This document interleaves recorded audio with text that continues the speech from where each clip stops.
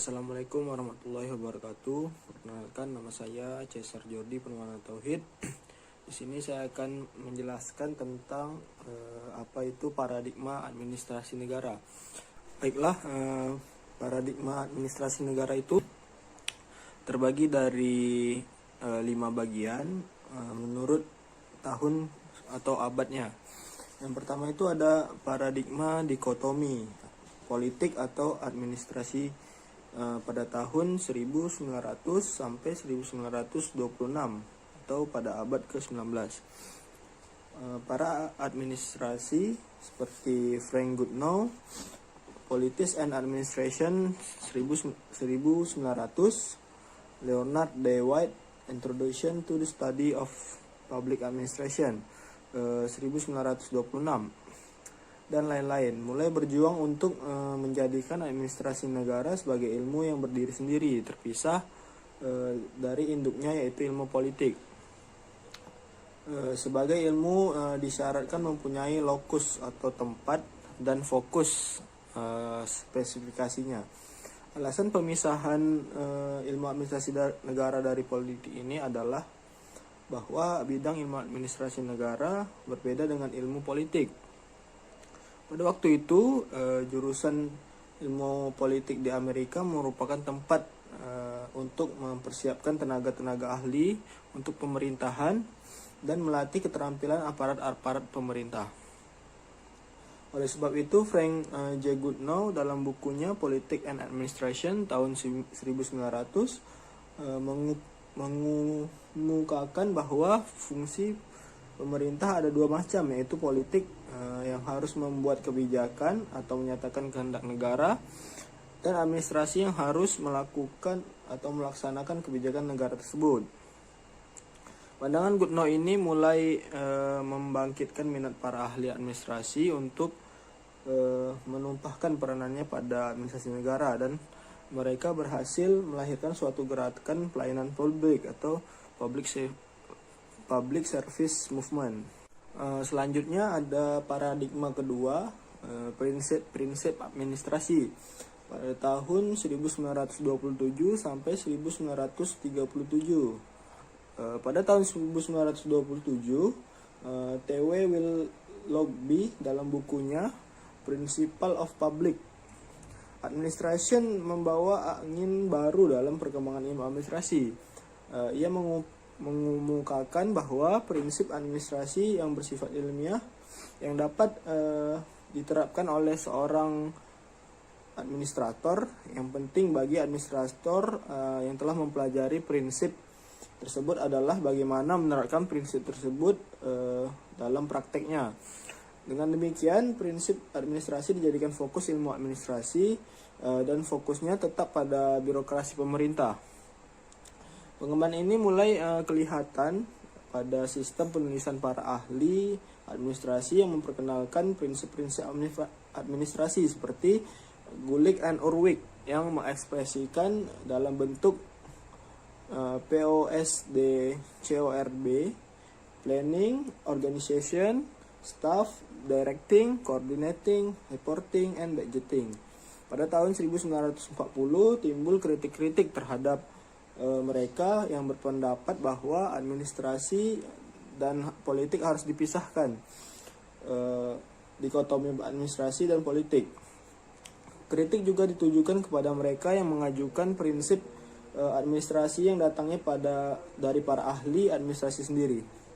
Di sini saya juga akan menjelaskan tentang perkembangan administrasi yang serasi dan saling mendukung menurut Herbert Asimmon. Yang pertama, perkembangan yang mengarah kepada ilmu administrasi murni yang didasarkan kepada psikologi sosial. Dengan psikologi sosial dapat dijelaskan dan dipahami bagaimana terjadinya tingkah laku orang-orang dalam organisasi. Yang kedua, perkembangan yang mengarah kepada kebijakan publik atau public policy. Ilmu administrasi negara atau politik sama-sama terlibat dalam perkembangan yang kedua ini, yaitu dalam proses pembuatan kebijakan pemerintah. Proses ini digambarkan sebagai input, proses, dan output. Di dalam proses ini, di bidang politik mempersiapkan bahan masukan atau input lalu diproses oleh administrasi negara, masuk dalam tahap proses dan akan mengeluarkan keputusan, yaitu output. Kembali ke bidang politik atau masyarakat, umpamanya dalam masyarakat timbul tuntutan-tuntutan dari golongan politik untuk meningkatkan perekonomian dan sosial masyarakat. Tuntutan tersebut adalah sebagai masukan atau input yang dirumuskan dalam birokrasi pemerintahan dan diproses, lalu dikeluarlah kebijakan-kebijakan, keputusan atau outputnya. Pada masa lalu dikenal dengan istilah Inpres pasar dan Inpres SD. Sebagaimana outputnya. Dalam perkembangannya sekarang dikenal dengan istilah pasar tradisional modern yang dikembangkan di daerah-daerah. Oke, lanjut saja masuk ke paradigma ketiga, administrasi negara sebagai ilmu politik.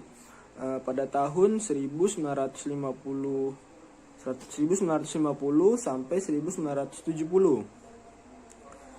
Kritik yang konseptual terhadap ilmu administrasi negara menyebabkan ilmu administrasi negara kembali ke induknya, yaitu ilmu politik. Namun para ahli administrasi selalu berusaha menjadikan ilmu administrasi sebagai ilmu yang berdiri sendiri pada tahun 1962. Ilmu administrasi negara tidak dimasukkan lagi sebagai subbidang dari ilmu politik seperti terlihat dalam laporan Komite Ilmu Politik dan dari Perkumpulan Ilmu Politik Amerika.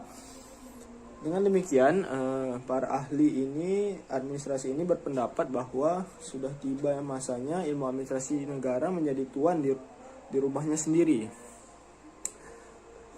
Pendapat ini diperkuat dengan hasil penelitian terhadap artikel yang ditulis antara tahun 1960 sampai 1970 pada jurnal ilmu politik yang hanya membuat bidang politik 4%, sedangkan yang lainnya adalah mengenai bidang administrasi negara. Dengan demikian, para ahli administrasi memandang administrasi negara sebagai ilmu administrasi negara dari kelompok ilmu sosial.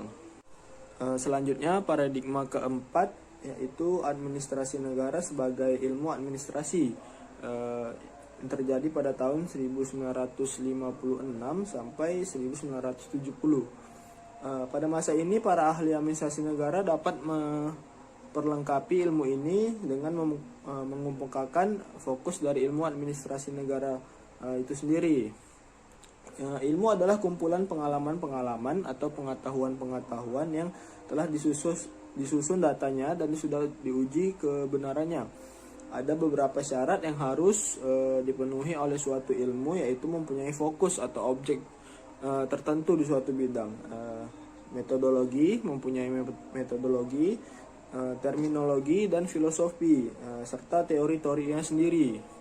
Dan yang terakhir, paradigma kelima, administrasi negara sebagai administrasi negara pada tahun 1970. Yang menjadi titik utama dari teori organisasi pada masa ini adalah bagaimana dan mengapa organisasi bekerja, dan bagaimana dan mengapa orang bertindak atau berbuat, bagaimana dan mengapa keputusan itu dibuat.